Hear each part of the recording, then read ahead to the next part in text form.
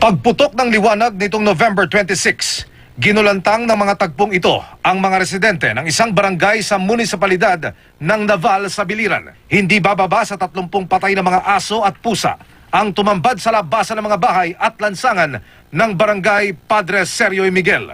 Sa mga larawang galing sa Animal Kingdom Foundation, walang sugat ang mga hayop, pero kapansing-pansing may likidong lumalabas mula sa bibig ng mga aso at pusa. Sa tabi ng mga patay na hayop, nakunan din ng larawan ang ilang piraso ng mga dilis na ganito ang itsura. Balot ng parang pulbos na kulay asul. Paniwala ng Animal Kingdom Foundation, ito ang ipinakain para lasunin ang mga aso at pusa.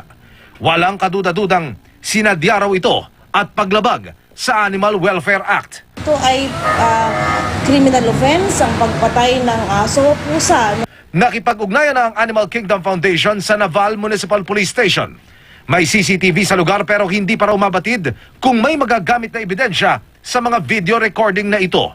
Tingin ng mga residente, may kinalaman ito sa tangkang pagnanakaw sa kanilang lugar. Mga nakaraang araw, mayroong nagtangkang magnakaw doon at siguro nasawata sila dahil sa mga aso. Nag-ingay yung mga aso.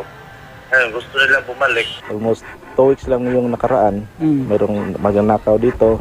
Posible yung gumawa ng paglalaso ng mga hayop doon. Posibleng mayroon siyang motibo na magnakaw. Magugunitang noong Abril, may kaparehong insidente na rin ng pagkamatay ng humigit kumulang 10 aso sa barangay Malanday, San Mateo, Rizal. Nakitaan din ang kulay asul na hotdog sa tabi ng patay na aso. Emil Sumangil, Nakatutok, 24 Oras.